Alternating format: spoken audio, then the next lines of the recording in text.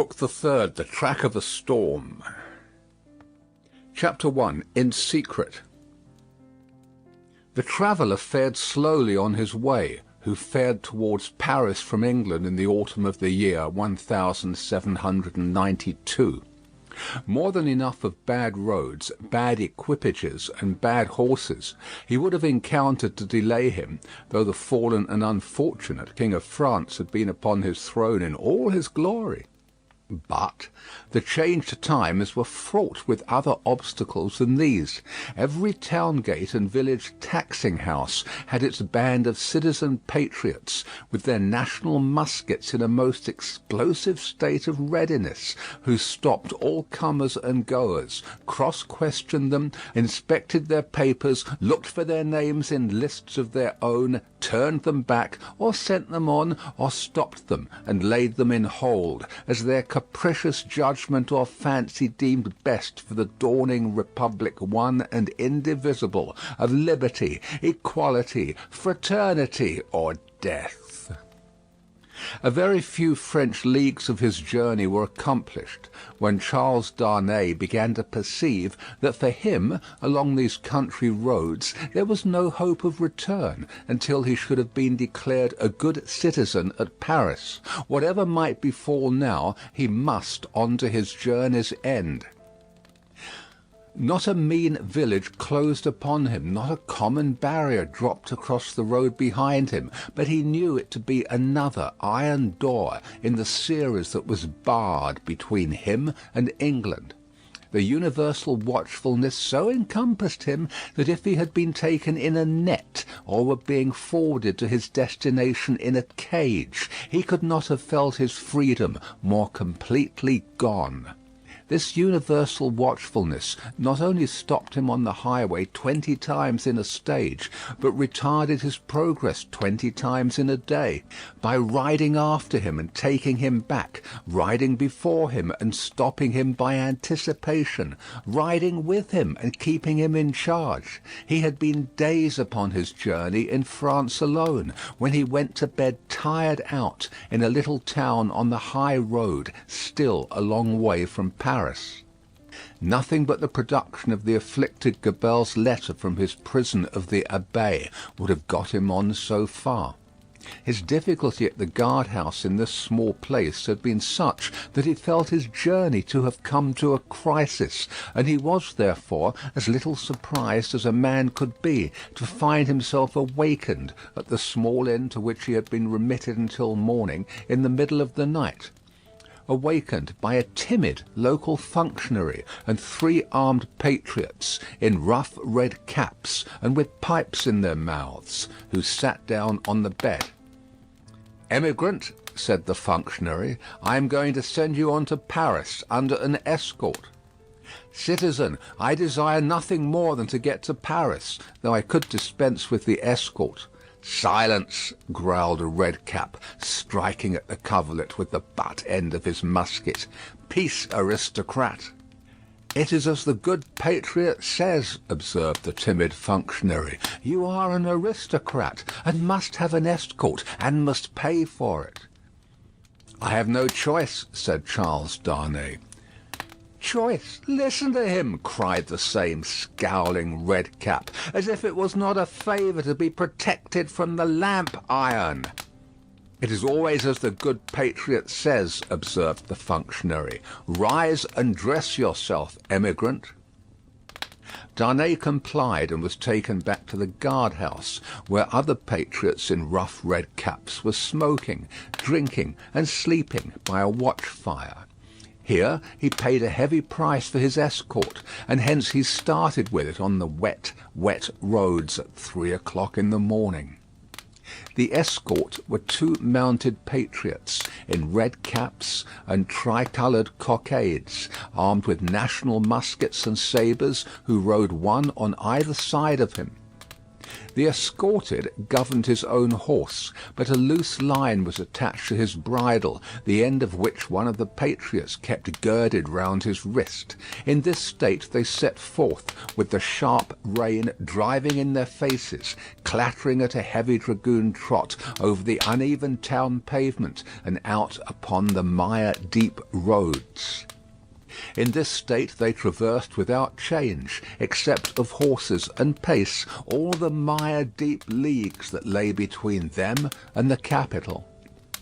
They travelled in the night, halting an hour or two after daybreak, and lying by until the twilight fell. The escort was so wretchedly clothed that they twisted straw round their bare legs, and thatched their ragged shoulders to keep the wet off.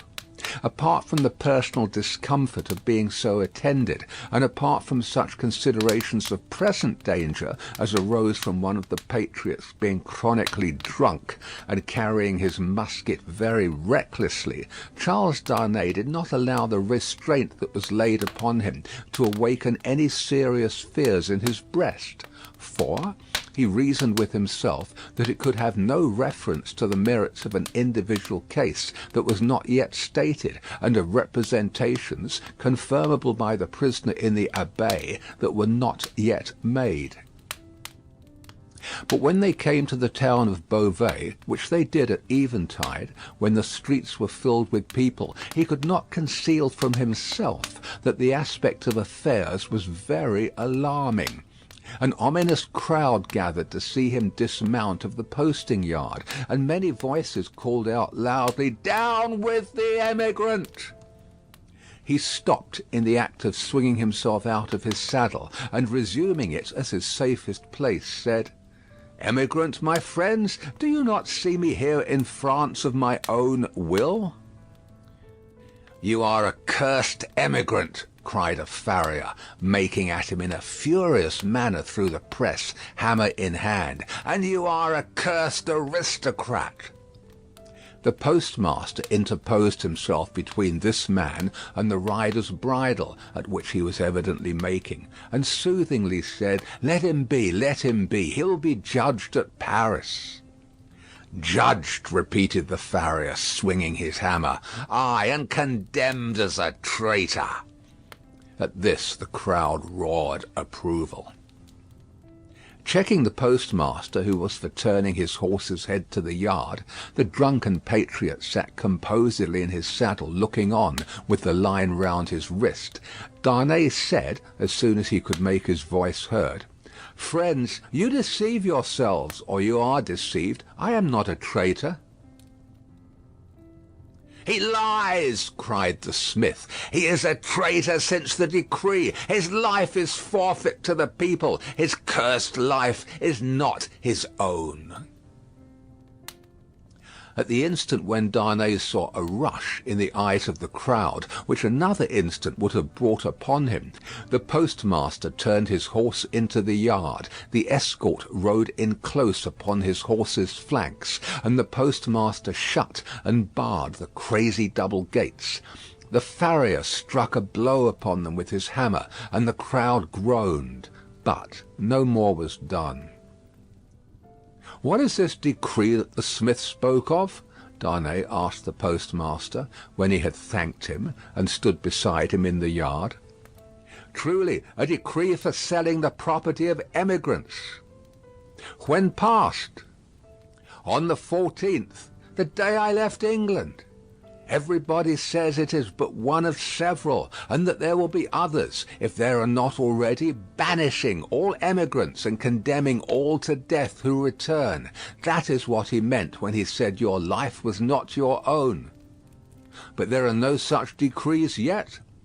"What do I know?" said the postmaster, shrugging his shoulders. "There may be, or there will be. It's all the same. What would you have?"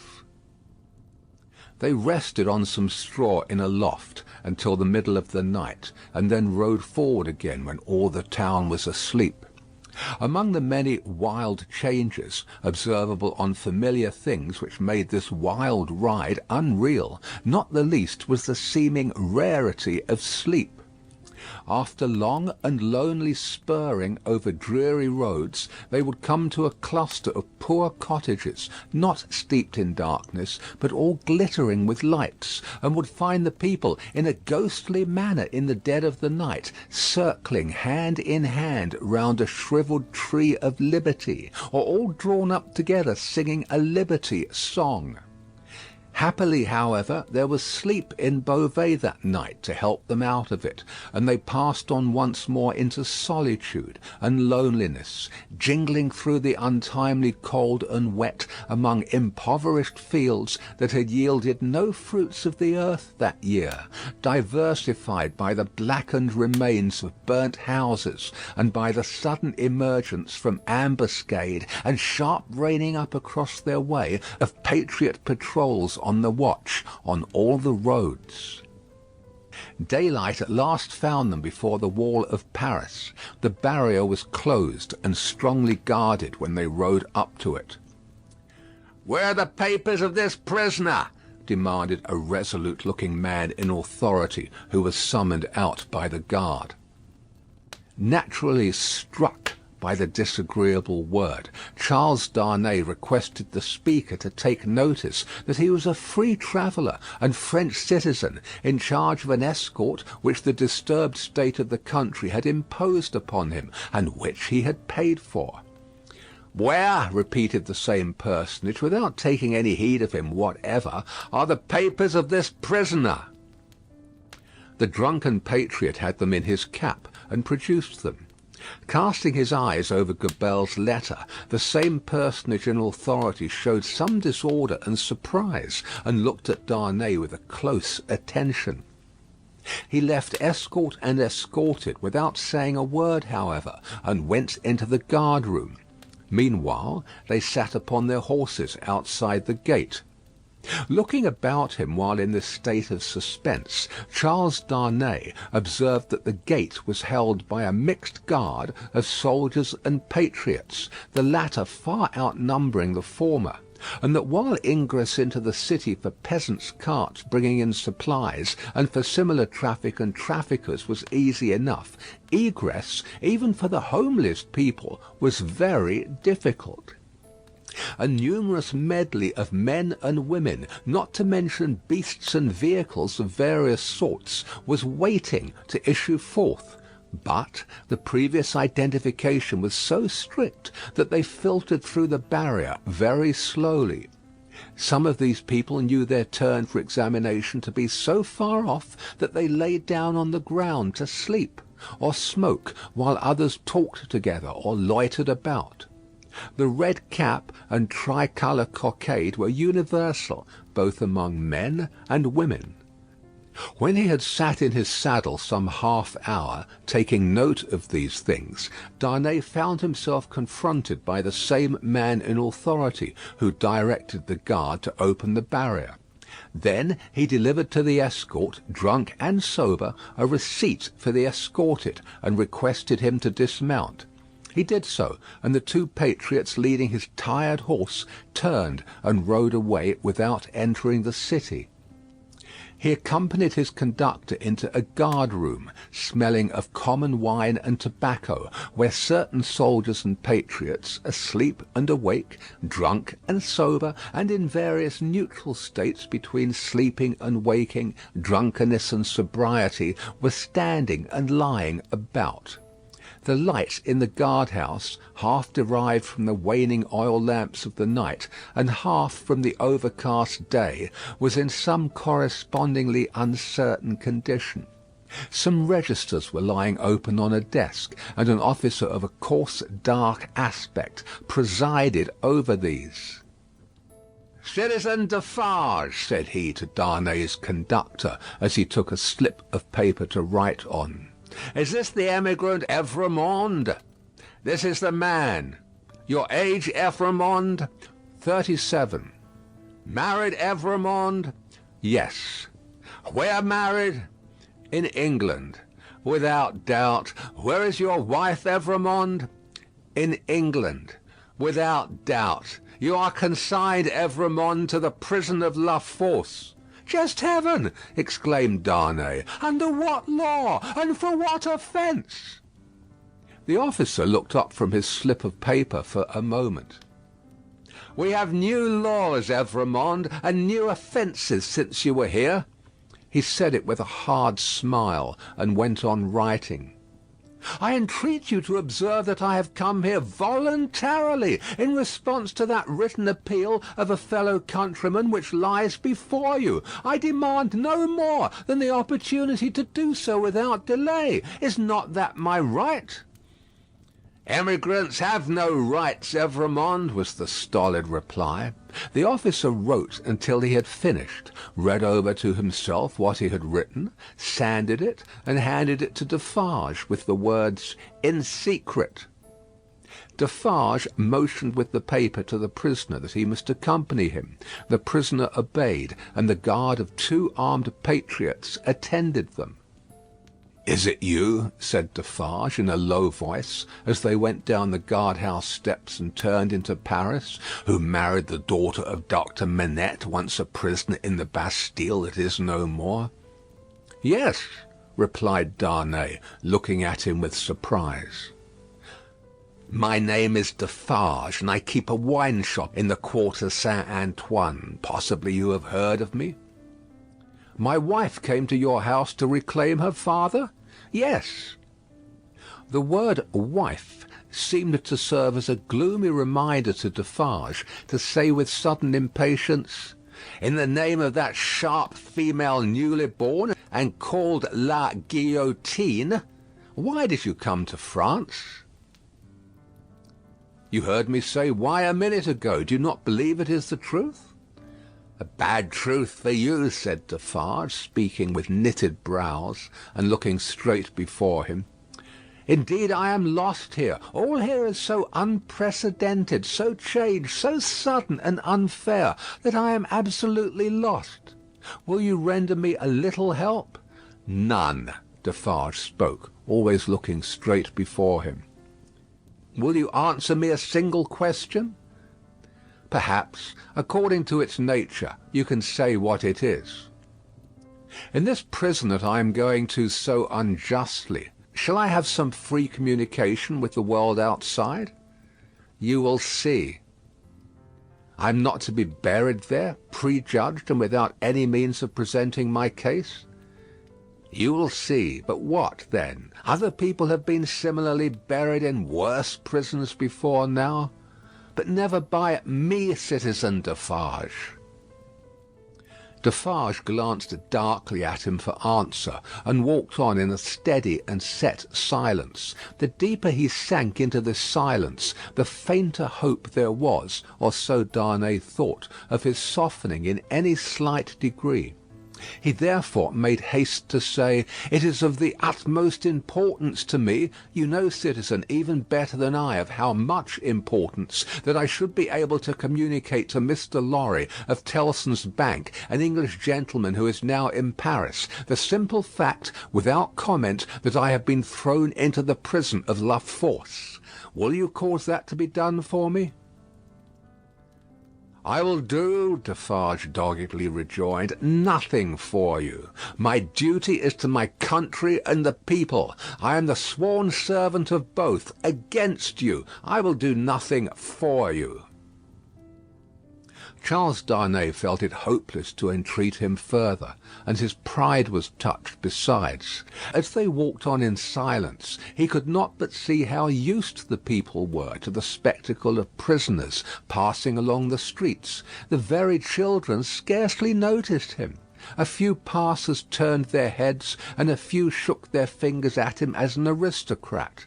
Otherwise, that a man in good clothes should be going to prison was no more remarkable than that a labourer in working clothes should be going to work.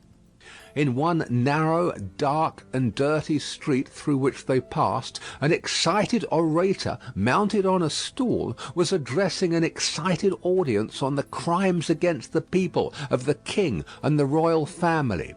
The few words that he caught from this man's lips first made it known to Charles Darnay that the king was in prison, and that the foreign ambassadors had one and all left Paris.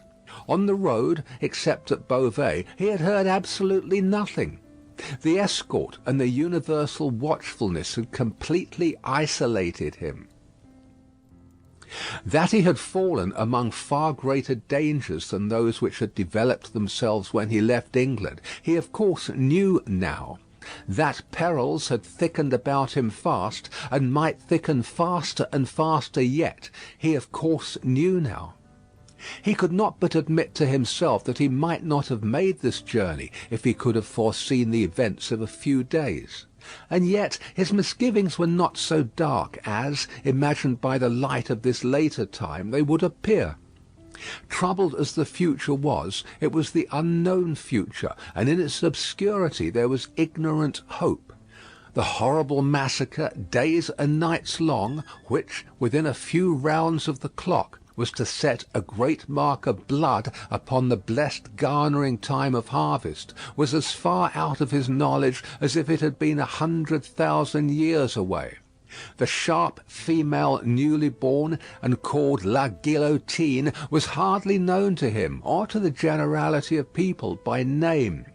The frightful deeds that were to be soon done were probably unimagined at that time in the brains of the doers. How could they have a place in the shadowy conceptions of a gentle mind?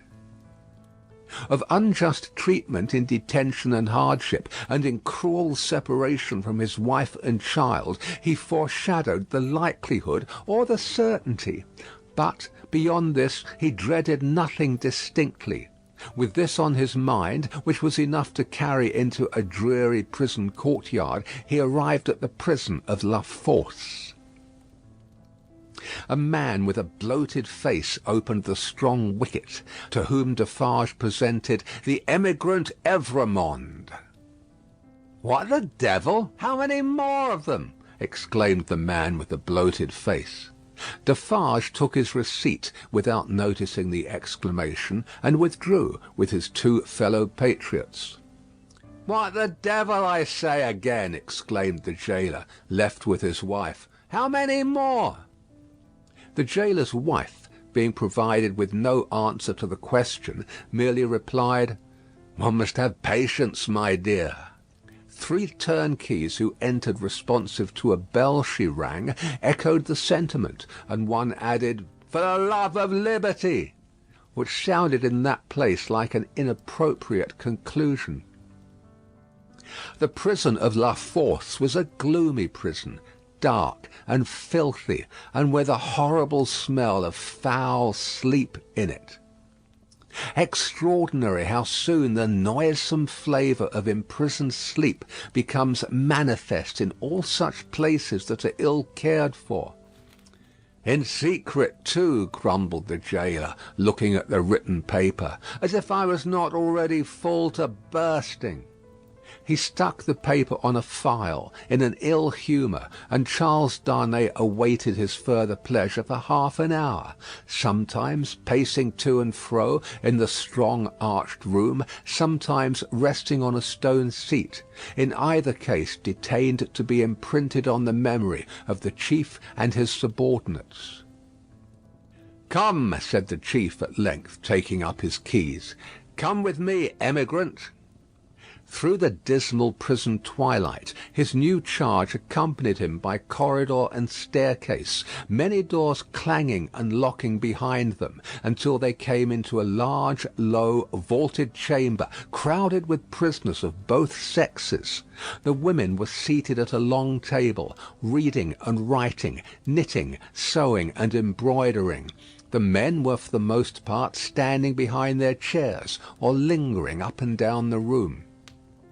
In the instinctive association of prisoners with shameful crime and disgrace, the newcomer recoiled from this company. But the crowning unreality of his long unreal ride was, their all at once rising to receive him, with every refinement of manner known to the time, and with all the engaging graces and courtesies of life. So strangely clouded were these refinements by the prison manners and gloom, so spectral did they become in the inappropriate squalor and misery through which they were seen, that Charles Darnay seemed to stand in a company of the dead, ghosts all, the ghost of beauty, the ghost of stateliness, the ghost of elegance, the ghost of pride, the ghost of frivolity, the ghost of wit, the ghost of youth, the ghost of age, all waiting their dismissal from the desolate shore, all turning on him eyes that were changed by the death they had died in coming there. It struck him motionless. The gaoler standing at his side, and the other gaolers moving about, who would have been well enough as to appearance in the ordinary exercise of their functions, looked so extravagantly coarse, contrasted with sorrowing mothers and blooming daughters who were there, with the apparitions of the coquette, the young beauty, and the mature woman delicately bred, that the inversion of all experience and likelihood which the scene of shadows presented was heightened to its utmost. Surely ghosts all. Surely the long unreal ride some progress of disease that had brought him to these gloomy shades. "In the name of the assembled companions in misfortune," said a gentleman of courtly appearance and address coming forward, "I have the honour of giving you welcome to La Force, and of condoling with you on the calamity that has brought you among us. May it soon terminate happily. It would be an impertinence elsewhere, but it is not so here, to ask your name and condition." Charles Darnay roused himself, and gave the required information in words as suitable as he could find. "But I hope," said the gentleman, following the chief gaoler with his eyes, who moved across the room, "that you are not in secret?" "I do not understand the meaning of the term, but I have heard them say so." "Ah, what a pity! We so much regret it. But take courage. Several members of our society have been in secret at first, and it has lasted but a short time." Then he added, raising his voice, "I grieve to inform the society in secret." There was a murmur of commiseration as Charles Darnay crossed the room to a grated door where the gaoler awaited him, and many voices, among which the soft and compassionate voices of women were conspicuous, gave him good wishes and encouragement. He turned at the grated door to render the thanks of his heart. It closed under the gaoler's hand, and the apparitions vanished from his sight for ever. The wicket opened on a stone staircase leading upward. When they had ascended 40 steps, the prisoner of half an hour already counted them, the gaoler opened a low black door, and they passed into a solitary cell. It struck cold and damp, but was not dark. "Yours," said the gaoler. "Why am I confined alone? How do I know?" "I can buy pen, ink, and paper." "Such are not my orders. You will be visited, and can ask then. At present you may buy your food and nothing more." There were in the cell a chair, a table, and a straw mattress. As the gaoler made a general inspection of these objects, and of the 4 walls before going out, a wandering fancy wandered through the mind of the prisoner, leaning against the wall opposite to him, that this gaoler was so unwholesomely bloated, both in face and person, as to look like a man who had been drowned and filled with water. When the gaoler was gone, he thought in the same wandering way, "Now am I left as if I were dead?" Stopping then to look down at the mattress, he turned from it with a sick feeling, and thought, "And here in these crawling creatures is the first condition of the body after death." 5 paces by 4½, 5 paces by 4½, 5 paces by 4½. The prisoner walked to and fro in his cell, counting its measurement, and the roar of the city arose like muffled drums, with a wild swell of voices added to them. He made shoes, he made shoes, he made shoes. The prisoner counted the measurement again, and paced faster to draw his mind with him from that latter repetition. The ghosts that vanished when the wicket closed. There was one among them, the appearance of a lady dressed in black, who was leaning in the embrasure of a window, and she had a light shining upon her golden hair, and she looked like... Let us ride on again, for God's sake, through the illuminated villages with the people all awake. He made shoes, he made shoes, he made shoes, 5 paces by 4.5. With such scraps tossing and rolling upward from the depths of his mind, the prisoner walked faster and faster, obstinately counting and counting, and the roar of the city changed to this extent that it still rolled in like muffled drums, but with the wail of voices that he knew in the swell that rose above them. End of Book 3, Chapter 1. Book 3, Chapter 2. Tellson's Bank, established in the Saint-Germain quarter of Paris, was in a wing of a large house, approached by a courtyard, and shut off from the street by a high wall and a strong gate. The house belonged to a great nobleman, who had lived in it until he made a flight from the troubles in his own cook's dress, and got across the borders. A mere beast of the chase, flying from hunters. He was still in his metempsychosis, no other than the same Monseigneur, the preparation of whose chocolate, for whose lips, had once occupied 3 strong men, besides the cook in question.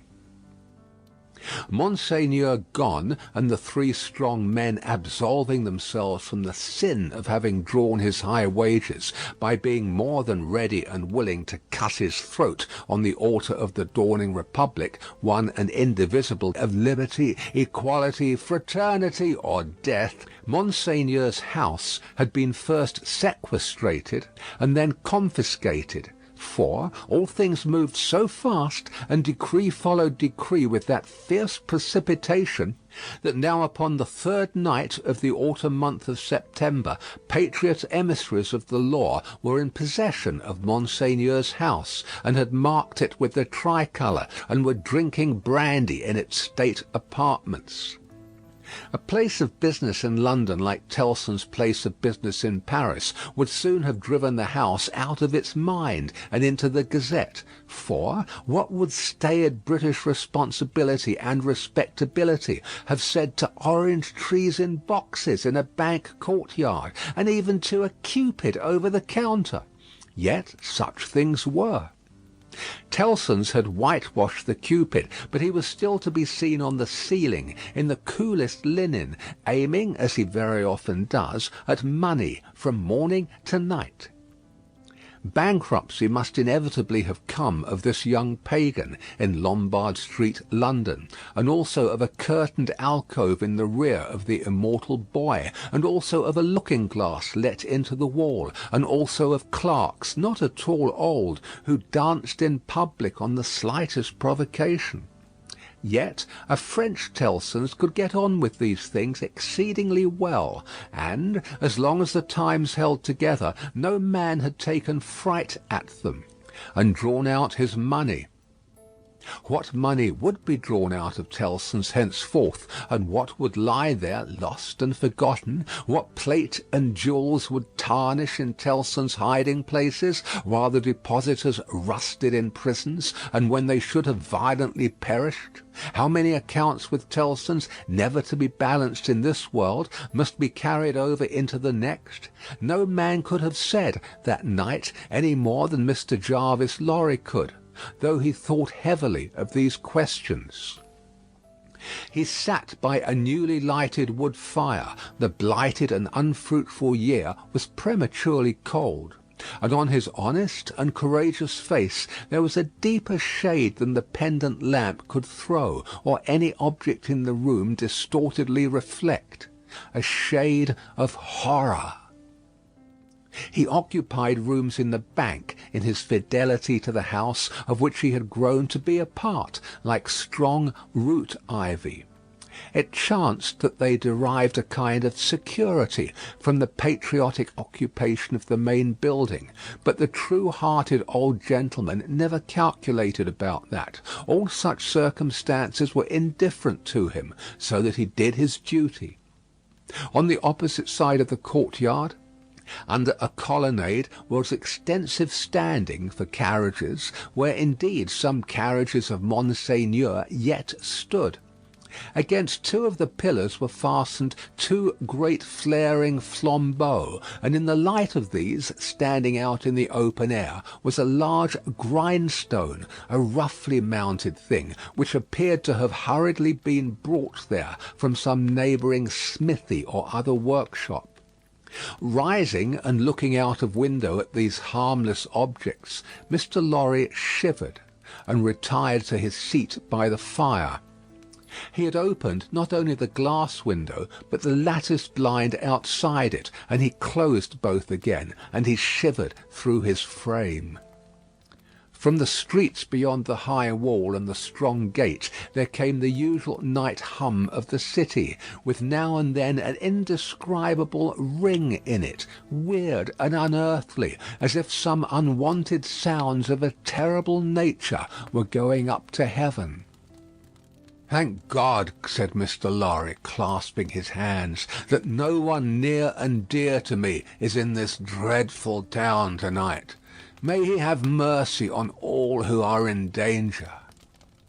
Soon afterwards the bell at the great gate sounded, and he thought, "They have come back," and sat listening.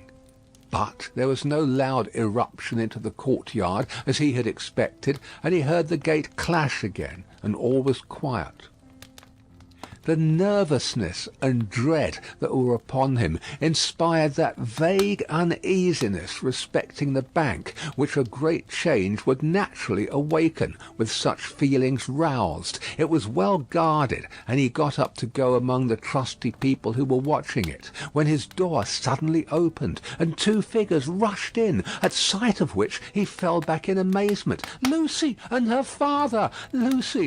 Lucie, with her arms stretched out to him, and with that old look of earnestness so concentrated and intensified that it seemed as though it had been stamped upon her face expressly to give force and power to it in this one passage of her life. "What is this?" cried Mr. Lorry, breathless and confused. "What is the matter? Lucie Manette, what has happened? What has brought you here? What is this?" With the look fixed upon him, in her paleness and wildness, she panted out in his arms, imploringly, "Oh, my dear friend, my husband!" "Your husband, Lucie?" "Charles." "What of Charles?" "Here." "Here? In Paris?" "Has been here some days, 3 or 4, I don't know how many, I can't collect my thoughts. An errand of generosity brought him here unknown to us. He was stopped at the barrier and sent to prison." The old man uttered an irrepressible cry. Almost at the same moment the bell of the great gate rang again, and a loud noise of feet and voices came pouring into the courtyard. "What is that noise?" said the doctor, turning towards the window. "Don't look," cried Mr. Lorry. "Don't look out, Manette, for your life. Don't touch the blind." The doctor turned with his hand upon the fastening of the window, and said, with a cool, bold smile, "My dear friend, I have a charmed life in this city. I have been a Bastille prisoner. There is no patriot in Paris, in France, who, knowing me to have been a prisoner in the Bastille, would touch me, except to overwhelm me with embraces, or carry me in triumph. My old pain has given me a power that has brought us through the barrier, and gained us news of Charles there, and brought us here. I knew it would be so. I knew I could help Charles out of all danger. I told Lucie so. What is that noise?"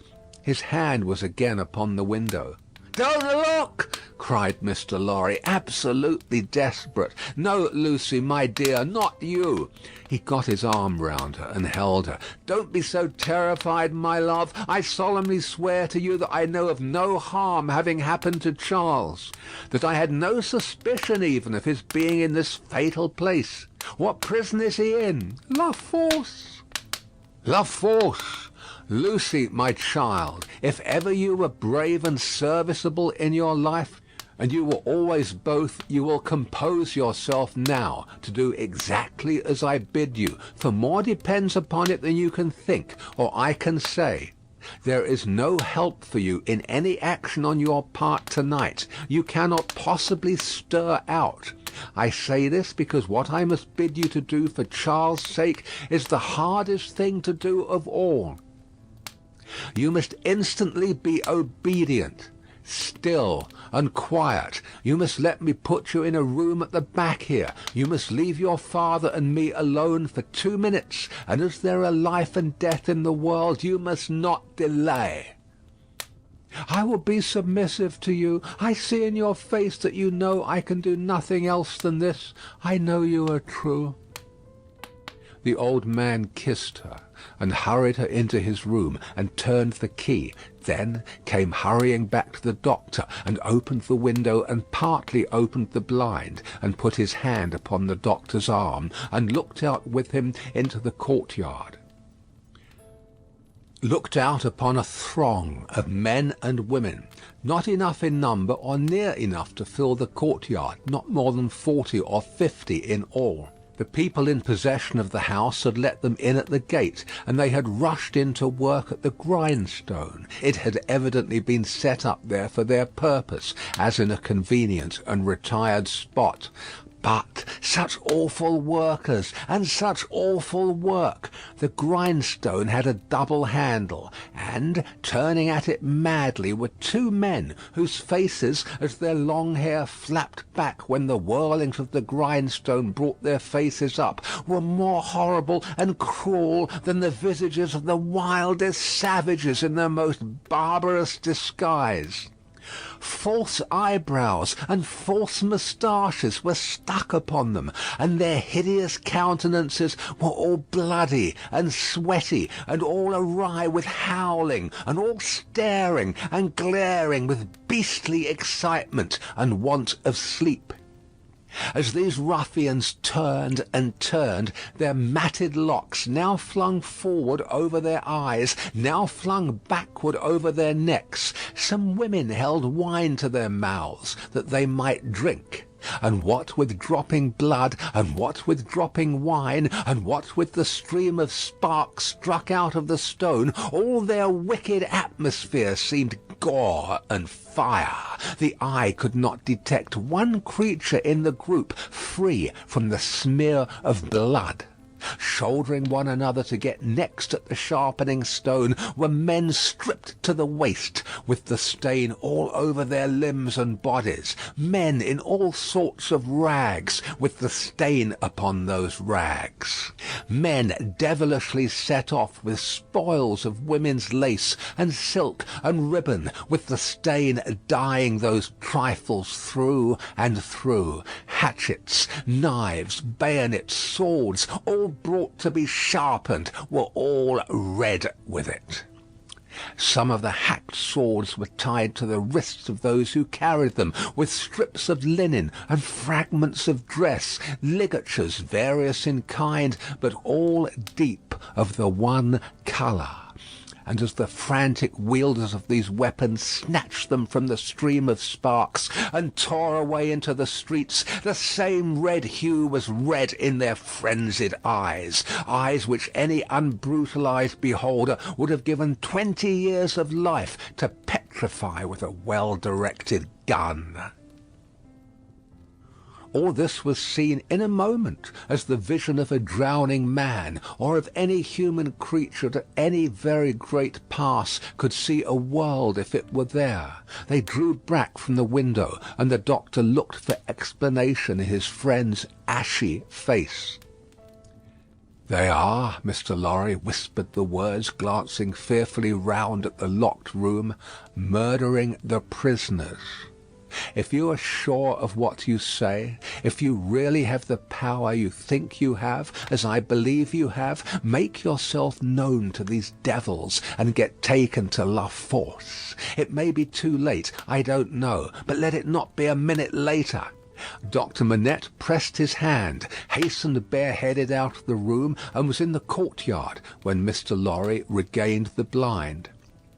His streaming white hair, his remarkable face, and the impetuous confidence of his manner as he put the weapons aside like water, carried him in an instant to the heart of the concourse at the Stone. For a few moments there was a pause, and a hurry, and a murmur, and the unintelligible sound of his voice, and then Mr. Lorry saw him, surrounded by all, and in the midst of a line of 20 men long, all linked shoulder to shoulder, and hand to shoulder, hurried out with cries of "Live the Bastille prisoner! Help for the Bastille prisoner's kindred in La Force! Room for the Bastille prisoner in front there! Save the prisoner Evremond at La Force!" and 1,000 answering shouts. He closed the lattice again with a fluttering heart, closed the window and the curtain, hastened to Lucie, and told her that her father was assisted by the people and gone in search of her husband. He found her child and Miss Pross with her, but it never occurred to him to be surprised by their appearance until a long time afterwards, when he sat watching them in such quiet as the night knew. Lucie had by that time fallen into a stupor on the floor at his feet, clinging to his hand. Miss Pross had laid the child down on his own bed, and her head had gradually fallen on the pillow beside her pretty charge. Oh, the long, long night, with the moans of the poor wife, and oh, the long, long night with no return of her father, and no tidings. Twice more in the darkness the bell at the great gate sounded, and the eruption was repeated, and the grindstone whirled and spluttered.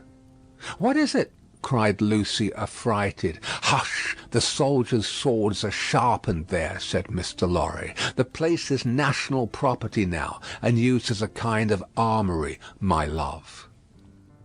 Twice more in all. But the last spell of work was feeble and fitful. Soon afterwards the day began to dawn, and he softly detached himself from the clasping hand, and cautiously looked out again. A man, so besmeared that he might have been a sorely wounded soldier, creeping back to consciousness on a field of slain, was rising from the pavement by the side of the grindstone, and looking about him with a vacant air. Shortly this worn-out murderer descried in the imperfect light one of the carriages of Monseigneur, and, staggering to that gorgeous vehicle, climbed in at the door, and shut himself up to take his rest on its dainty cushions. The great grindstone, earth, had turned when Mr. Lorry looked out again, and the sun was red on the courtyard. But the lesser grindstone stood alone there in the calm morning air, with a red upon it that the sun had never given and would never take away. End of Book 3, Chapter 2. Chapter 3. The Shadow. One of the first considerations which arose in the business mind of Mr. Lorry when business hours came round was this, that he had no right to imperil Tellson's by sheltering the wife of an emigrant prisoner under the bank roof. His own possessions, safety, life, he would have hazarded for Lucie and her child without a moment's demur; but the great trust he held was not his own, and as to that business charge he was a strict man of business. At first his mind reverted to Defarge, and he thought of finding out the wine shop again, and taking counsel with its master in reference to the safest dwelling place in the distracted state of the city. But the same consideration that suggested him repudiated him.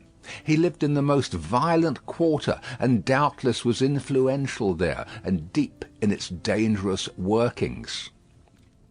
Noon coming, and the doctor not returning, and every minute's delay tending to compromise Tellson's, Mr. Lorry advised with Lucie. She said that her father had spoken of hiring a lodging for a short term in that quarter, near the banking house. As there was no business objection to this, and as he foresaw that even if it were all well with Charles, and he were to be released, he could not hope to leave the city, Mr. Lorry went out in quest of such a lodging, and found a suitable one, high up in a removed by-street, where the closed blinds in all the other windows of a high melancholy square of buildings marked deserted homes. To this lodging he at once removed Lucie and her child, and Miss Pross, giving them what comfort he could, and much more than he had himself. He left Jerry with them, as a figure to fill a doorway that would bear considerable knocking on the head, and retained to his own occupations. A disturbed and doleful mind he brought to bear upon them, and slowly and heavily the day lagged on with him. It wore itself out, and wore him out with it, until the bank closed. He was again alone in his room of the previous night, considering what to do next, when he heard a foot upon the stair. In a few moments a man stood in his presence, who, with a keenly observant look at him, addressed him by his name. "Your servant," said Mr. Lorry. "Do you know me?" He was a strongly made man with dark curling hair, from 45 to 50 years of age. For answer he repeated, without any change of emphasis, the words, "Do you know me?" "I have seen you somewhere." "Perhaps at my wine shop."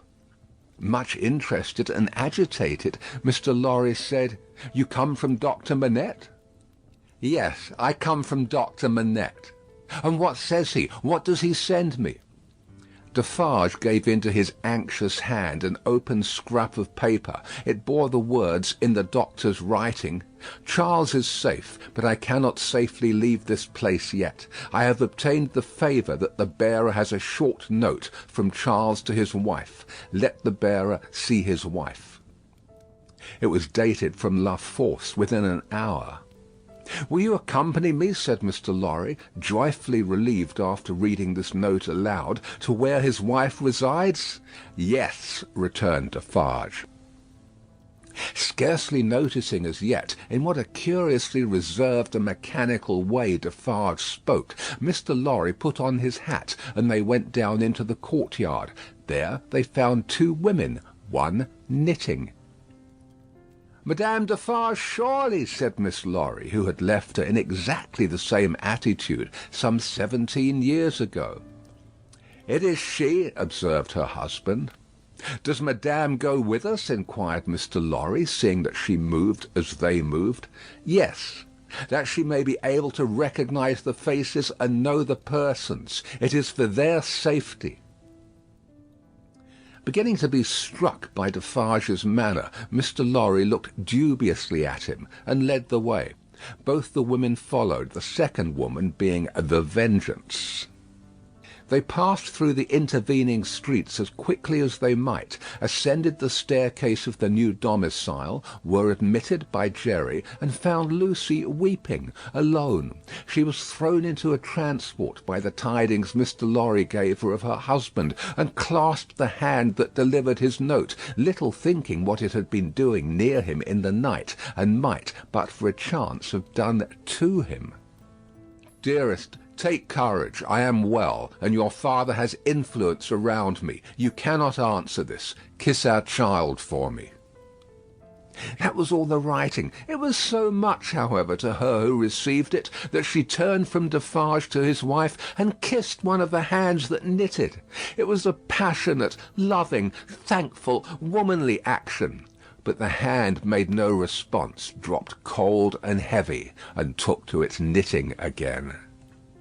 There was something in its touch that gave Lucie a check. She stopped in the act of putting the note in her bosom, and, with her hands yet at her neck, looked terrified at Madame Defarge. Madame Defarge met the lifted eyebrows and forehead with a cold, impassive stare. "My dear," said Mr. Lorry, striking in to explain, "there are frequent risings in the streets, and although it is not likely they will ever trouble you, Madame Defarge wishes to see those whom she has the power to protect at such times, to the end that she may know them.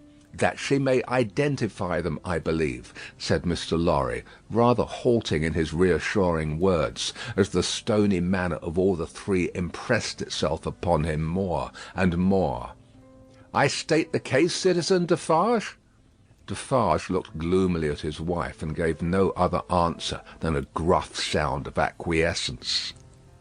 "You had better, Lucie," said Mr. Lorry, doing all he could to propitiate by tone and manner, "have the dear child here, and our good Pross. Our good Pross Defarge is an English lady, and knows no French."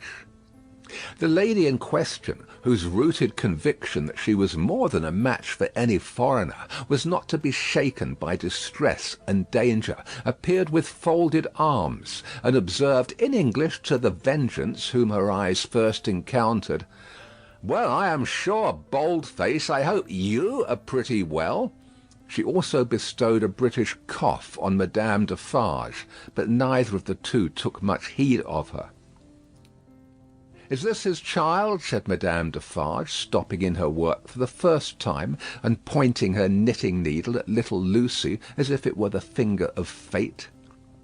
"Yes, madame," answered Mr. Lorry. "This is our poor prisoner's darling daughter, and only child."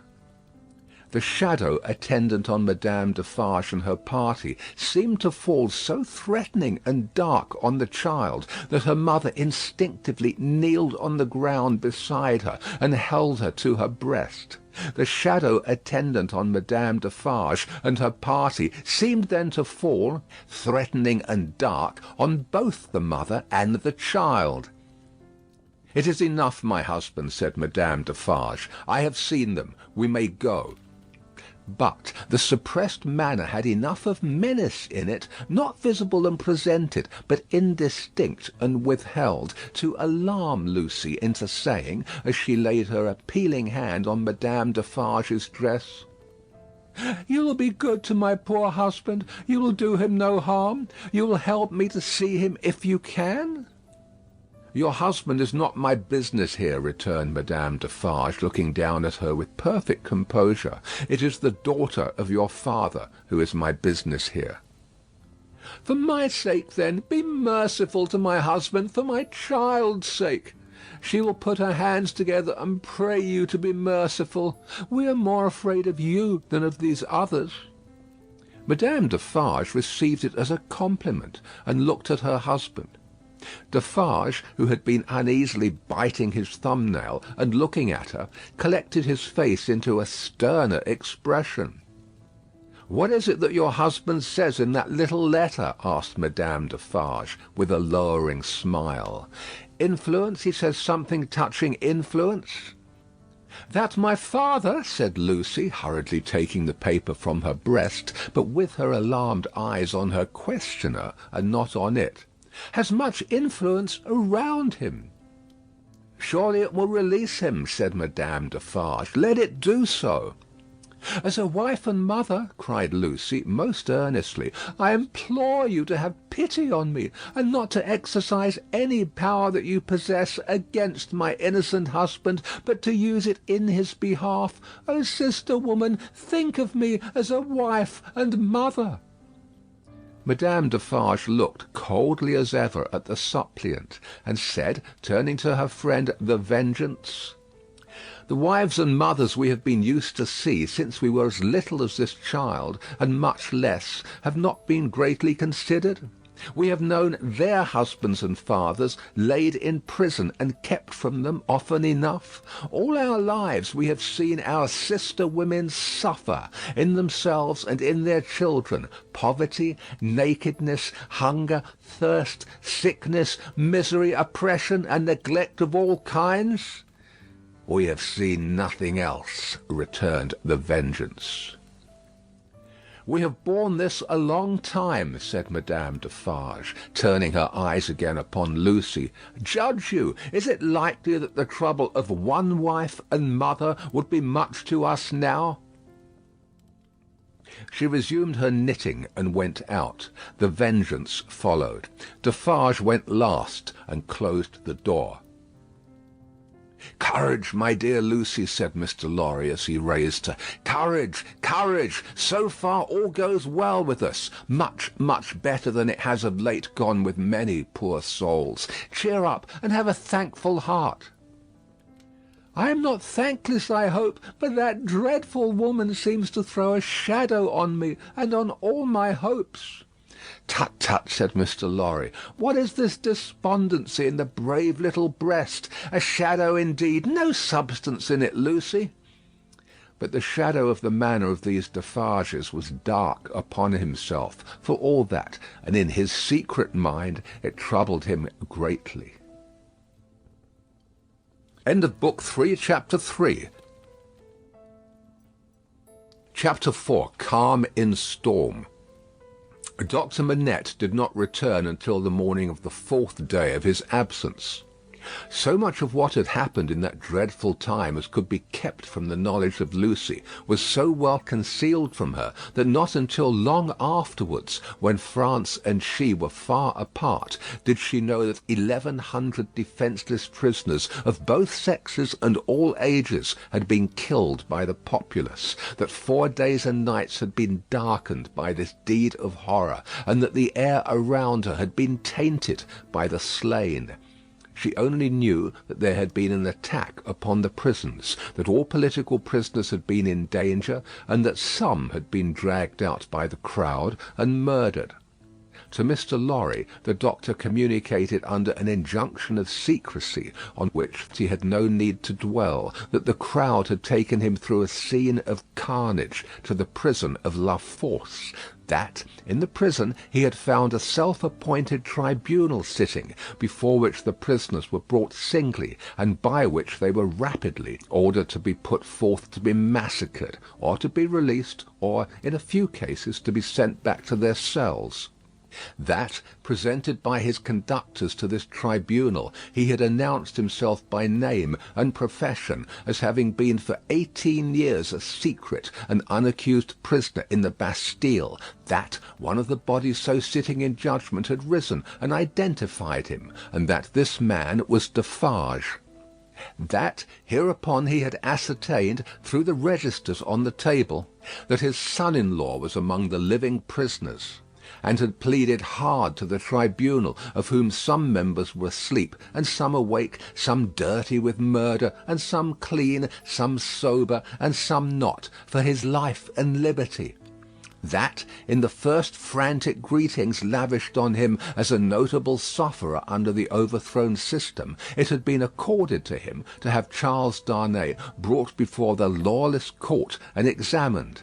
That he seemed on the point of being at once released, when the tide in his favour met with some unexplained check, not intelligible to the doctor, which led to a few words of secret conference. That the man sitting as president had then informed Dr. Manette that the prisoner must remain in custody, but should, for his sake, be held inviolate, in safe custody. That, immediately, on a signal, the prisoner was removed to the interior of the prison again, but that he, the doctor, had then so strongly pleaded for permission to remain and assure himself that his son-in-law was, through no malice or mischance, delivered to the concourse whose murderous yells outside the gate had often drowned the proceedings, that he had obtained the permission, and had remained in that hall of blood until the danger was over. The sights he had seen there, with brief snatches of food and sleep by intervals, should remain untold. The mad joy over the prisoners who were saved had astounded him scarcely less than the mad ferocity against those who were cut to pieces. One prisoner there was, he said, who had been discharged into the street free, but at whom a mistaken savage had thrust a pike as he passed out.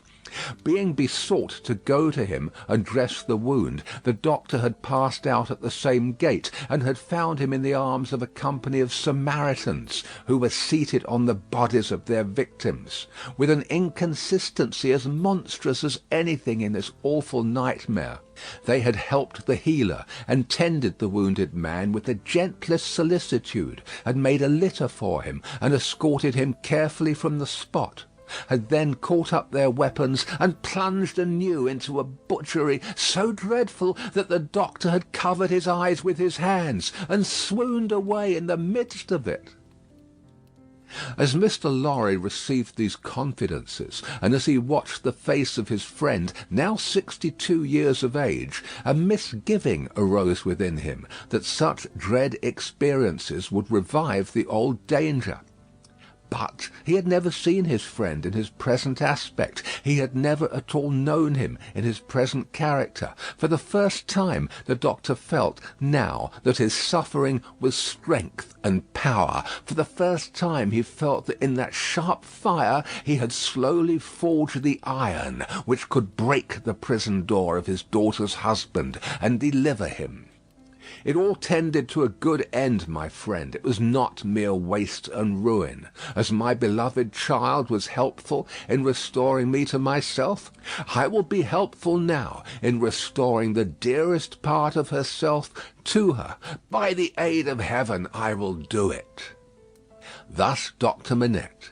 And when Jarvis Lorry saw the kindled eyes, the resolute face, the calm, strong look and bearing of the man whose life always seemed to him to have been stopped, like a clock, for so many years, and then set going again with an energy which had lain dormant during the cessation of its usefulness, he believed.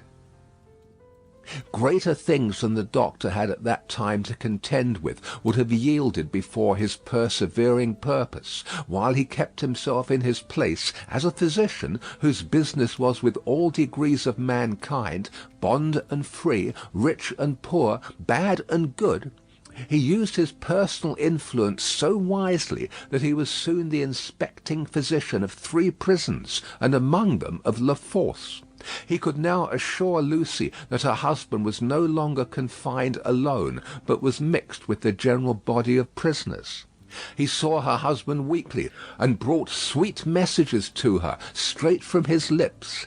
Sometimes her husband himself sent a letter to her, though never by the doctor's hand, but she was not permitted to write to him, for, among the many wild suspicions of plots in the prisons, the wildest of all pointed at emigrants, who were known to have made friends or permanent connections abroad.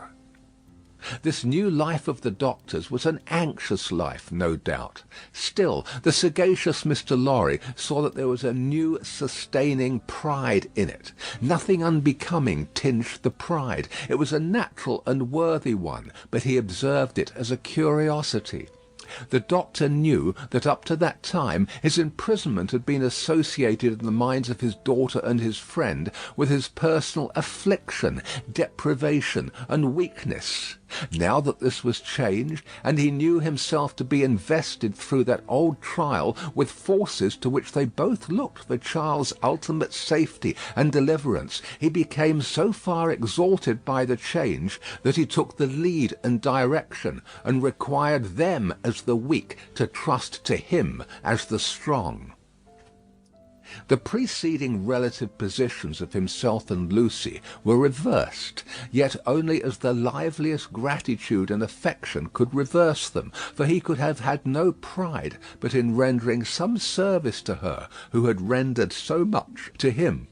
All curious to see, thought Mr. Lorry in his amiable, shrewd way, but all natural and right. So take the lead, my dear friend, and keep it. It couldn't be in better hands. But, though the doctor tried hard, and never ceased trying, to get Charles Darnay set at liberty, or at least to get him brought to trial, the public current of the time set too strong and fast for him. The new era began. The king was tried, doomed, and beheaded.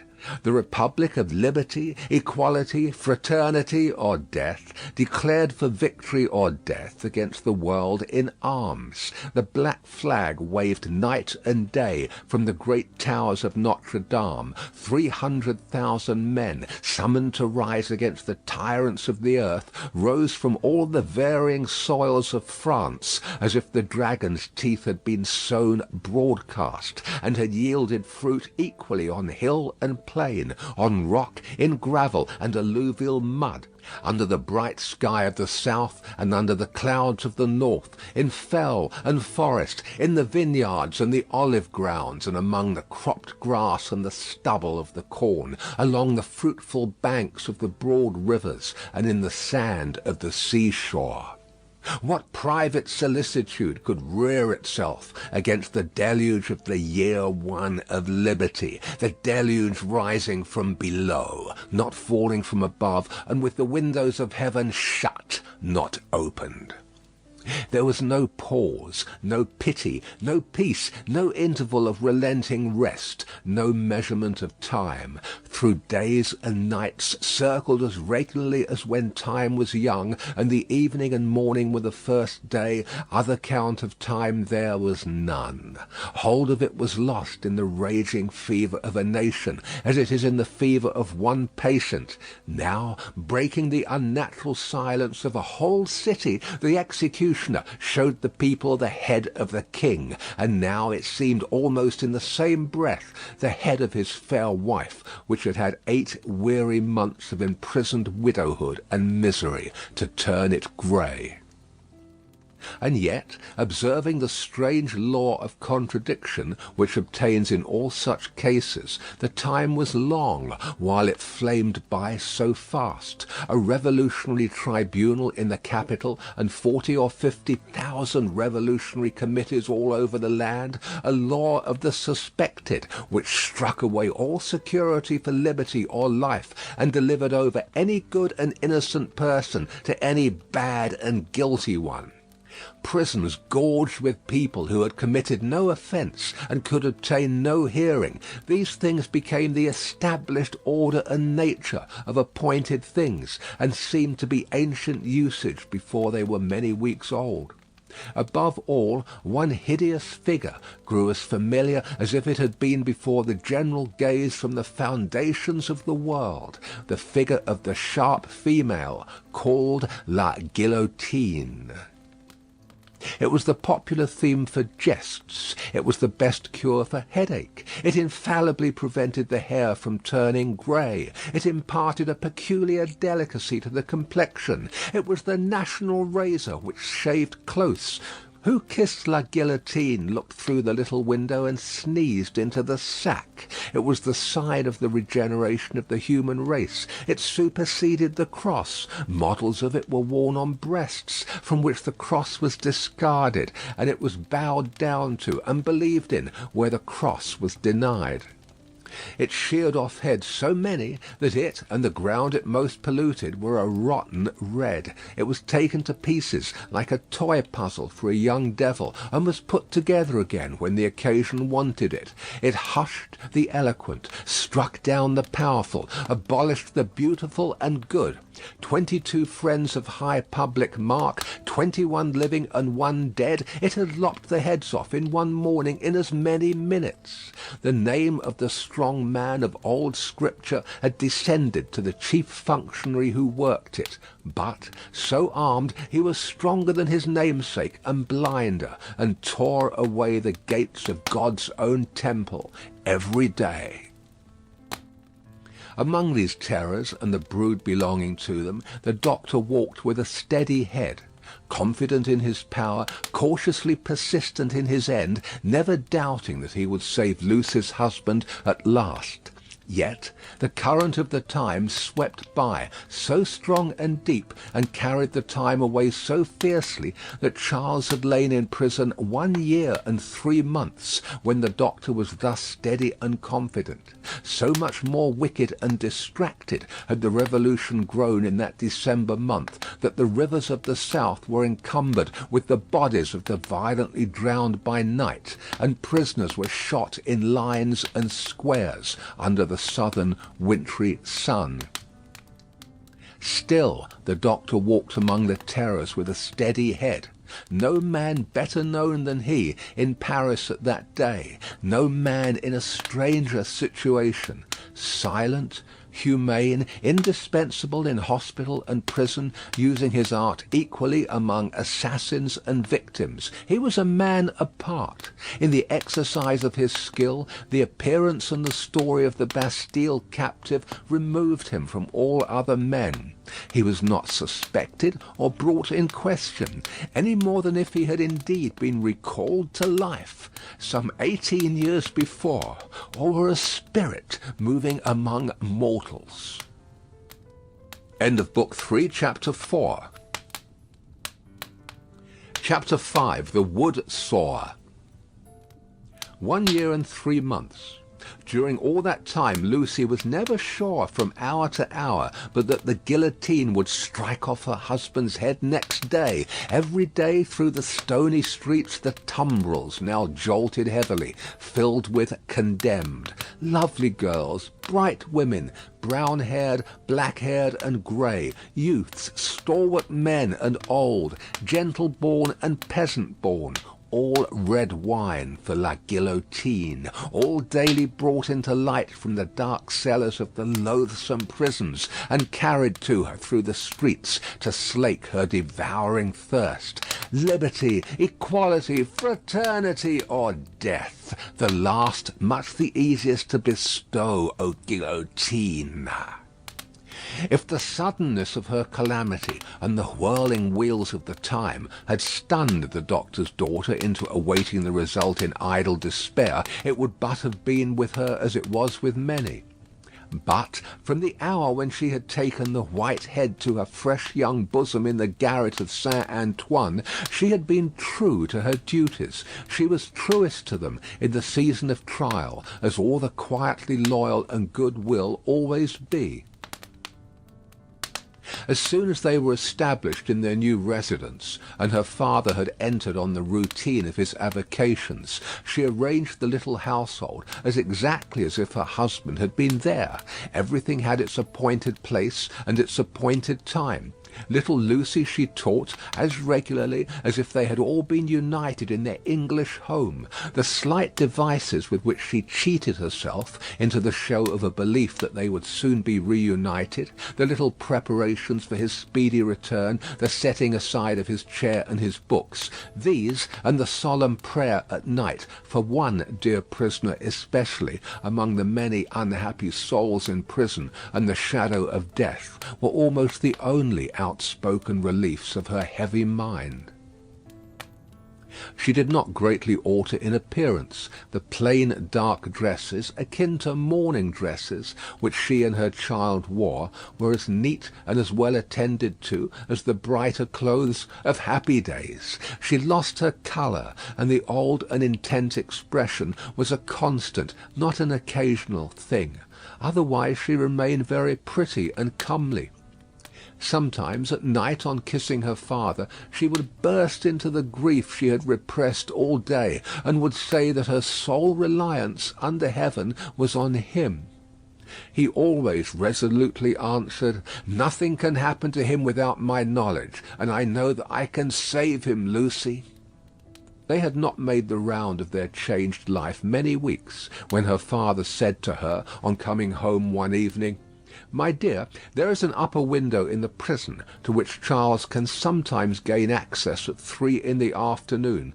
When he can get to it, which depends on many uncertainties and incidents, he might see you in the street, he thinks, if you stood in a certain place that I can show you. But you will not be able to see him, my poor child, and even if you could, it would be unsafe for you to make a sign of recognition." "Oh, show me the place, my father, and I will go there every day." From that time, in all weathers, she waited there 2 hours. As the clock struck 2, she was there, and at 4 she turned resignedly away. When it was not too wet or inclement for her child to be with her, they went together. At other times she was alone. But she never missed a single day. It was the dark and dirty corner of a small winding street. The hovel of a cutter of wood into lengths for burning was the only house at that end. All else was wall. On the third day of her being there, he noticed her. "Good day, citizeness." "Good day, citizen." This mode of address was now prescribed by decree. It had been established voluntarily some time ago among the more thorough patriots, but was now law for everybody. "Walking here again, citizeness?" "You see me, citizen?" The wood sawyer, who was a little man with a redundancy of gesture, he had once been a mender of roads, cast a glance at the prison, pointed at the prison, and putting his 10 fingers before his face to represent bars, peeped through them jocosely. "But it's not my business," said he, and went on sawing his wood. Next day he was looking out for her, and accosted her the moment she appeared. "What, walking here again, citizeness?" "Yes, citizen." "Ah, a child too. Your mother, is it not, my little citizeness?" "Do I say yes, mamma?" whispered little Lucie, drawing close to her. "Yes, dearest." "Yes, citizen." "Ah, but it is not my business. My work is my business. See my saw? I call it my little guillotine. La, la, la, la, la, la, and off his head comes." The billet fell as he spoke, and he threw it into a basket. "I call myself the Samson of the firewood guillotine. See here again, loo-loo-loo, loo-loo-loo, and off her head comes. Now a child, tickle-tickle, pickle-pickle, and off its head comes. All the family." Lucie shuddered as he threw 2 more billets into his basket, but it was impossible to be there while the wood sawyer was at work, and not be in his sight. Thenceforth, to secure his good will, she always spoke to him first, and often gave him drink money, which he readily received. He was an inquisitive fellow, and sometimes when she had quite forgotten him in gazing at the prison roof and grates, and in lifting her heart up to her husband, she would come to herself to find him looking at her, with his knee on his bench, and his saw stopped in its work. "But it's not my business," he would generally say at those times, and would briskly fall to his sawing again. In all weathers, in the snow and frost of winter, in the bitter winds of spring, in the hot sunshine of summer, in the rains of autumn, and again in the snow and frost of winter, Lucie passed 2 hours of every day at this place, and every day on leaving it she kissed the prison wall. Her husband saw her, so she learned from her father. It might be once in 5 or 6 times. It might be twice or thrice running. It might be not for a week or a fortnight together. It was enough that he could and did see her when the chances served, and on that possibility he would have waited out the day 7 days a week. These occupations brought her round to the December month, wherein her father walked among the terrors with a steady head. On a lightly snowing afternoon she arrived at the usual corner. It was a day of some wild rejoicing and a festival. She had seen the houses, as she came along, decorated with little pikes, and with little red caps stuck upon them; also with tricoloured ribbons; also with the standard inscription. Tricoloured letters were the favourite: "Republic one and indivisible. Liberty, equality, fraternity, or death." The miserable shop of the wood sawyer was so small that its whole surface furnished very indifferent space for this legend. He had got somebody to scrawl it up for him, however, who had squeezed death in with most inappropriate difficulty. On his housetop he displayed pike and cap, as a good citizen must, and in a window he had stationed his saw, inscribed as "His little Saint Guillotine," for the great sharp female was by that time popularly canonized. His shop was shut, and he was not there, which was relief to Lucie, and left her quite alone. But he was not far off, for presently she heard a troubled movement and a shouting coming along, which filled her with fear. A moment afterwards, and a throng of people came pouring round the corner by the prison wall, in the midst of whom was the wood sawyer, hand in hand with the Vengeance. There could not be fewer than 500 people, and they were dancing like 5,000 demons. There was no other music than their own singing. They danced to the popular Revolution song, keeping a ferocious time that was like a gnashing of teeth in unison. Men and women danced together, women danced together, men danced together, as hazard had brought them together. At first they were a mere storm of coarse red caps and coarse woolen rags, but as they filled the place and stopped to dance about Lucie, some ghastly apparition of a dance figure gone raving mad arose among them. They advanced, retreated, struck at one another's hands, clutched at one another's heads, spun round alone, caught one another, and spun round in pairs until many of them dropped. While those were down, the rest linked hand in hand, and all spun round together. Then the ring broke, and in separate rings of 2 and 4 they turned and turned until they all stopped at once, began again, struck, clutched and tore, and then reversed the spin, and all spun round another way. Suddenly they stopped again, paused, struck out the time afresh, formed into lines the width of the public way, and, with their heads low down and their hands high up, swooped screaming off. No fight could have been half so terrible as this dance. It was so emphatically a fallen sport, as something once innocent delivered over to all devilry, a healthy pastime changed into a means of angering the blood, bewildering the senses, and stealing the heart. Such grace as was visible in it made it the uglier, showing how warped and perverted all things good by nature were become. The maidenly bosom bared to this, the pretty almost child's head thus distracted, the delicate foot mincing in this slough of blood and dirt, were types of the disjointed time. This was the Carmagnole, as it passed, leaving Lucie frightened and bewildered in the doorway of the wood sawyer's house. The feathery snow fell as quietly and lay as white and soft as if it had never been. "Oh, my father!" For he stood before her when she lifted up the eyes she had momentarily darkened with her hand. "Such a cruel, bad sight!" "I know, my dear, I know. I have seen it many times. Don't be frightened. Not one of them would harm you." "I am not frightened for myself, my father, but when I think of my husband and the mercies of these people." "We will set him above their mercies very soon. I left him climbing to the window, and I came to tell you. There is no one here to see. You may kiss your hand towards that highest shelving roof." "I do so, father, and I send him my soul with it." "You cannot see him, my poor dear?" "No, father," said Lucie, yearning and weeping as she kissed her hand. "No." A footstep in the snow. Madame Defarge. "I salute you, citizeness," from the doctor. "I salute you, citizen." This in passing, nothing more.